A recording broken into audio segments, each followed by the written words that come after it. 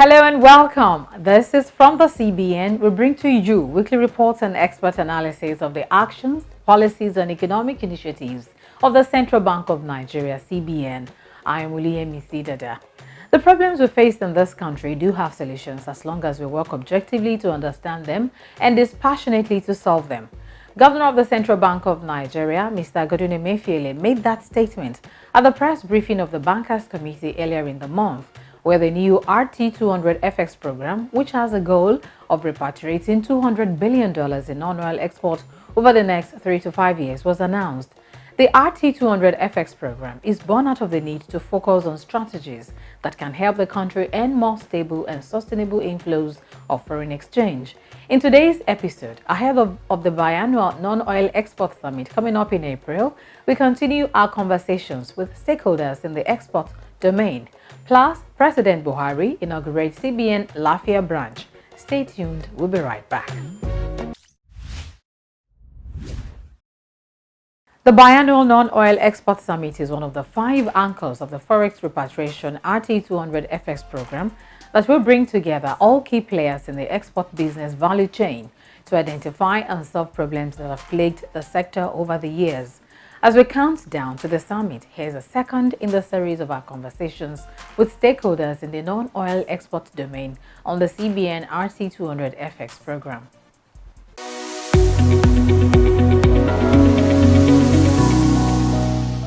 Dr. Bamidele Ayemibo, lead consultant, 3T Impex Trade Academy. Thank you for joining us on the program today. Thank you for having me. All right, you train people how to export. What's exactly was your motivation? I used to be a banker. I left banking about almost 12 years ago, and I go out to see customers, and I realized that the foreigners are the one holding our economy by the jugular because they are the one doing most of the exports. I got interested in exports and in trade in general. And I like training, so I do a lot of certification before I left banking in 2010 to export myself and, of course, to train bankers and those that want to go into the business. But I have to export myself so that I don't teach people theory. I can teach them practical based on my experience to help bankers and every other person that wants to be able to do this business successfully and in a sustainable manner.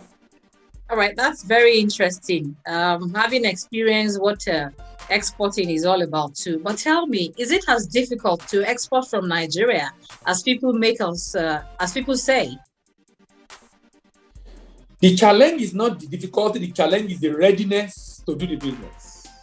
And that's actually why my PhD was actually in that readiness. Because having been in the industry for more than 10 years, I realized the challenges and the fact that some people are able to thrive and some are not able to thrive, and that made me to do that research. That to be able to know what are the factors that you can say is critical to the readiness of a business that want to go into export business. So the challenge really is readiness, because if you are ready, even when there are challenges, you find a way around. That's what the companies and businesses that have been in the business for long have been able to do. And I think that should be the discussion we should be having. Why we put pressure on government to do what they need to do, but people also need to get the knowledge that will make them to be ready to be able to do the business successfully, but more importantly, sustainably. All right. When you talk about readiness on the part of the exporter, what are the top 3 areas where that is required? I actually have 15 criteria. 15 criteria. Let's have them. I actually have 15 criteria. So if you talk about only 3, I'm not sure that will be good enough. I will talk about the top 5, but I want to talk about the 15 areas.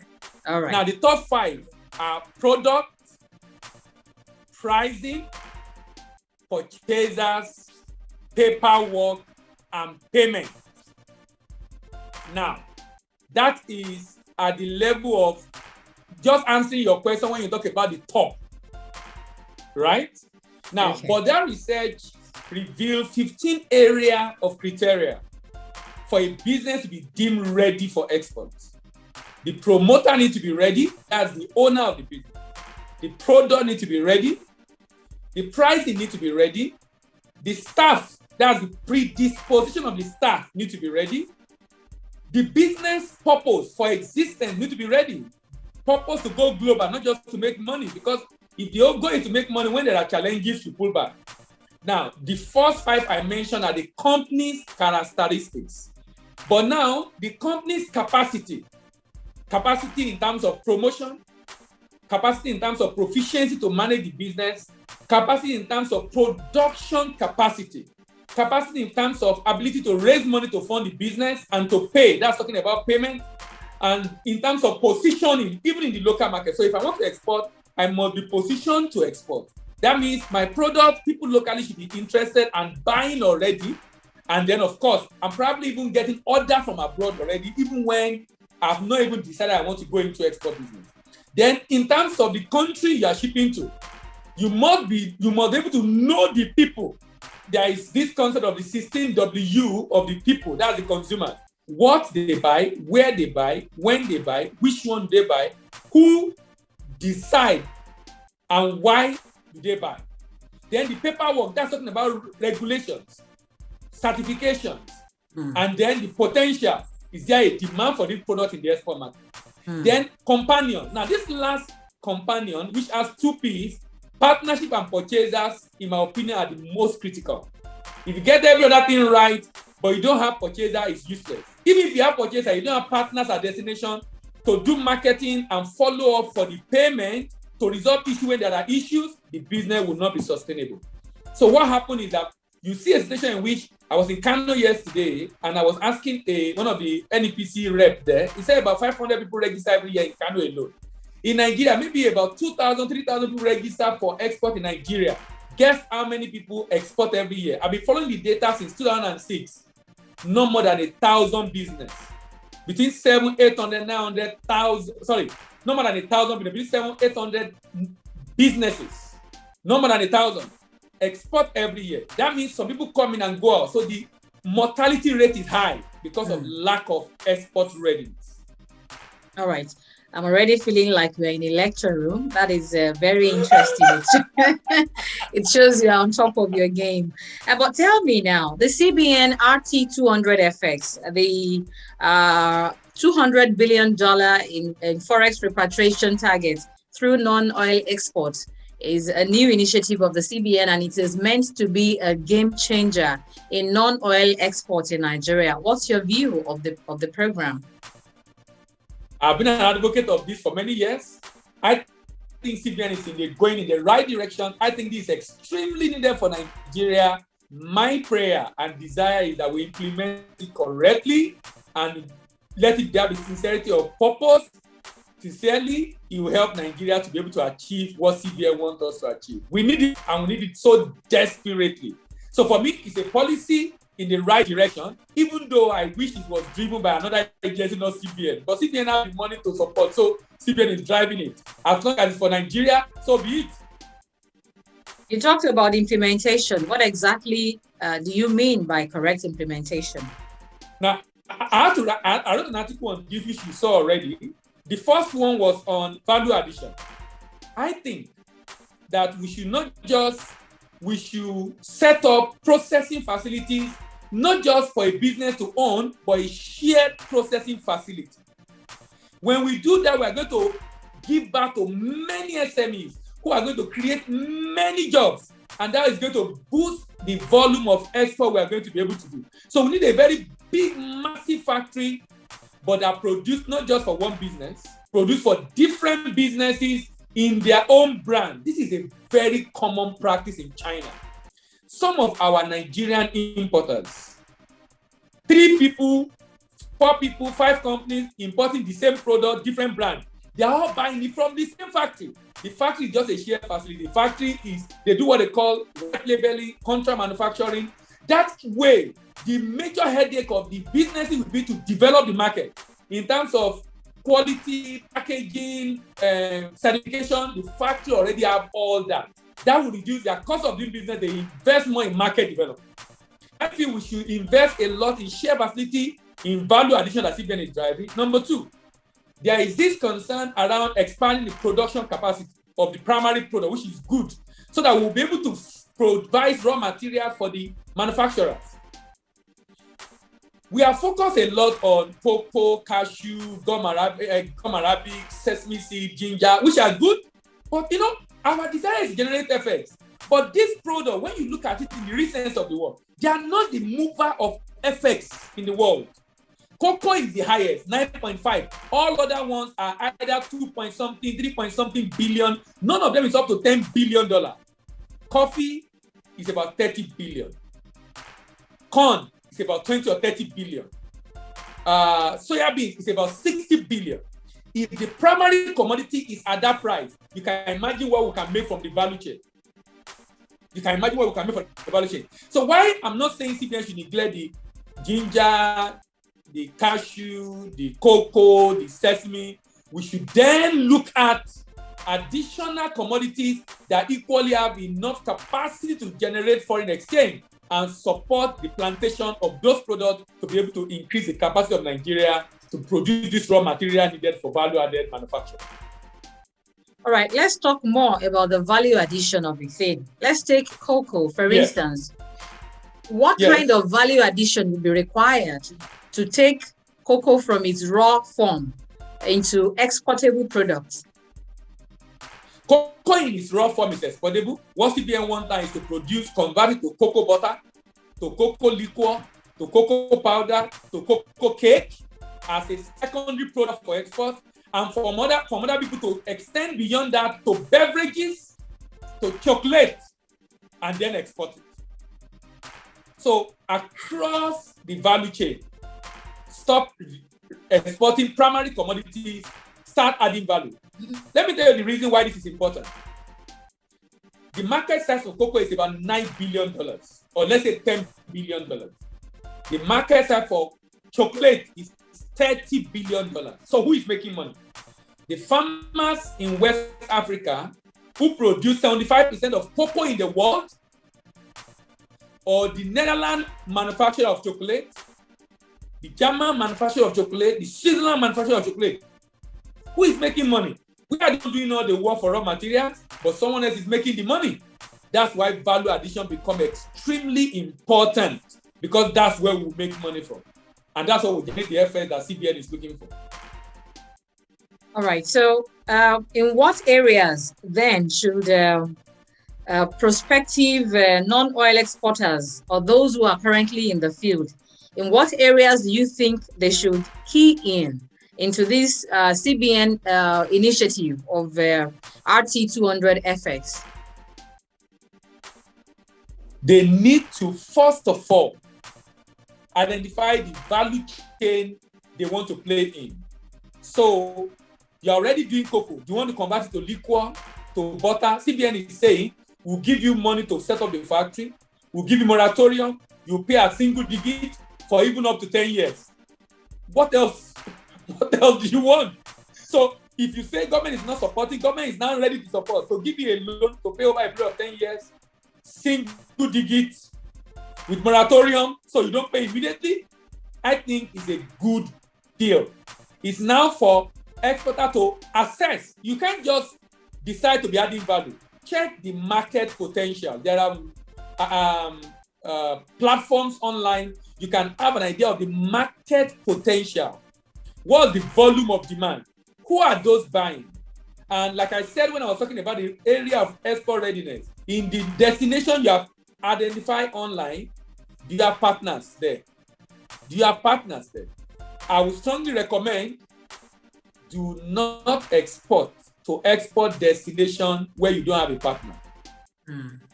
If you don't have a partner, insist on getting a secure payment method like letter of credit.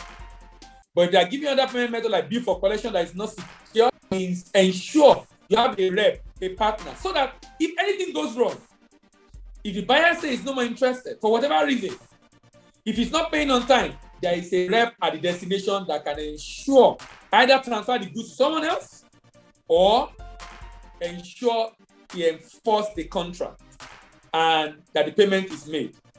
That is very important. So those are the factors that should guide which of the value chain the exporter need to play in. But it's time for every exporter to wake up and really do something in this direction. Okay, before I let you go, let's talk about the infrastructure required for smooth running of non-oil exports in Nigeria so that the CBN RT200 FX program can be achievable? What are the infrastructure required to put in place for non-oil export? CBN have already added one of them in his RT200. That is the terminals. I feel the terminal should be a one-stop shop for me to be able to relate with all the agencies at that terminal, not moving from one part of Lagos to the other. The terminal should operate 24 hours. A serious nation that wants to go trade cannot be going to sleep for 8 hours. We should operate 24 hours in shift. So that if someone is bringing good from Kano, why should you wait till morning before everything is sorted out? That will even create more job and people can run shift at that terminal. So the terminal should not just, apart from the one-stop shop, that means all the agencies are represented at the terminal. More importantly is to have a one-stop shop. Now, there are infrastructural deficits. Government will not be able to fix all of them at once. The rail is already being done. I know now rail to port, even though it's not already at the optimum, but people can now ship goods at least close to the port on rail. Now, rail system is extremely important. Why that is ongoing, government should create rebate. If, in the third anchor part of that program, CBN said something. CBN said it will ensure that there is a rebate system to encourage exporter. Now, currently, many exporters are complaining about the fact that the cost of exporting is at parallel market rate, 560, 570. The inflow is coming and CBN want them to sell it at the I&E window rate, 420, 450. That's a challenge. Because of the high cost of doing business created by the infrastructural deficit, the rebate system, as among all the plan of CBN, see that rebate system is the most important. Every plan of CBN will be a waste if people will have to do that business at a loss.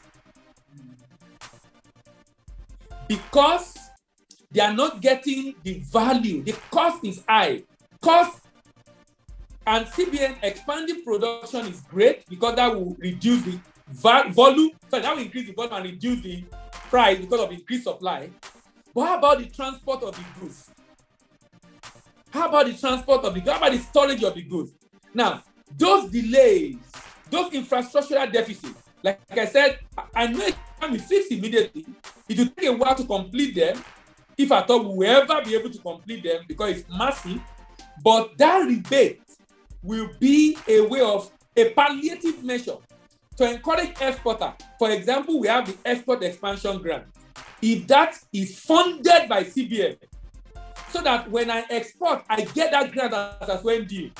If CBN can use the money for the rebate to fund export expansion grant, other incentives, there are many incentives of Nigerian Export Promotion Council that can help to alleviate the pressure created on profitability by the infrastructural deficit. So if CBN is going to be able to work around a rebate that will reduce the cost, that will help that program to be successful. But if that is not done, to be able to close the gap between the parallel market rate and the CBN rate through that rebate, if that is not done, it will be a disincentive because people will tell you, look, what's the essence of doing it if at the end of the day I won't be profitable? So the rebate system is great, but I'm waiting for the modality of how that will work for CBN. All right, many thanks. I'm glad that you mentioned that the third anchor of the repatriation program is going to take care of that important aspect of the non-oil export issue. So we will continue the conversation. You have raised so many issues, and I'm sure some of these things are being put into consideration in the planning and implementation of the RT200 FX program of the CBN. Many thanks for coming on the program and for your insights. Thank you very much for having me.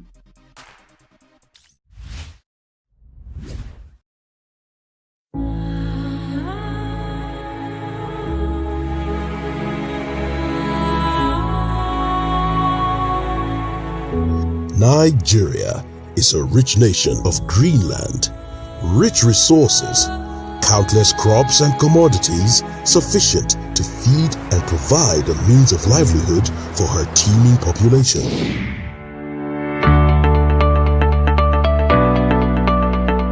Chin up, Nigeria, the giant of Africa. Exciting times are here. We can be self-reliant and grow our economy if we work together to explore our potential.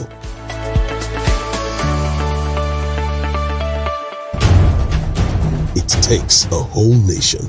Let us get involved. Buy Nigerian to grow Nigeria. Thanks for staying tuned. And if you're just joining us, this is From the CBN, a weekly program that brings to you reports and expert analysis of the actions, policies, and economic initiatives of the Central Bank of Nigeria, CBN. President Muhammadu Buhari Thursday inaugurated the recently completed branch of the Central Bank of Nigeria in Lafia, Nasarawa State as part of his two-day visit to the state. While unveiling the plaque to formally open the building, President Buhari commended the governor and management of the bank for putting up a structure that will ensure a work environment that is conducive for staff to contribute their quota to the development of the economy. Welcoming the president and his entourage, which included the host governor, Engineer Abdullahi Sule, and other governors from neighboring states, the CBN governor, Mr. Godwin Emefiele, expressed appreciation to the president for the support that the Apex Bank had enjoyed under his leadership. This building, this project, is one of the 9 new offices that the Central Bank of Nigeria decided to complete to ensure that we have Central Bank's physical presence in the 36 states of Nigeria. The purpose that you will see Your Excellency Mr. President is that this is a state-of-the-art and internet service building. It's a building that has been built to ensure that if you say you work in Central Bank of Nigeria, in line with your vision, you don't have to work only in Abuja, neither will you only want to work in Lagos. We have provided a difficult working environment for our staff, but more importantly, is the fact that we use this to bring Central Bank of Nigeria closer to our people, particularly as we embark on the vision on delivering on agricultural transformation of Nigeria and to Nigerians. It revealed that the complex was completed last August after several years of hard work, using mainly local content without compromising quality, safety, health, or environmental standards.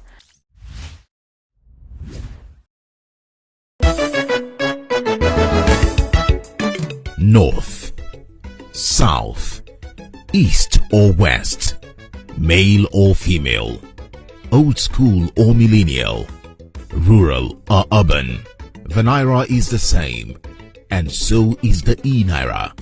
The e-Naira is a legal tender issued by the Central Bank of Nigeria. So, let's embrace it. The e-Naira will foster financial inclusion, improve access to credit, facilitate cross-border remittances, and it's easier to transfer. E-Naira, same Naira, more possibilities. This message is from the Central Bank of Nigeria, CBN.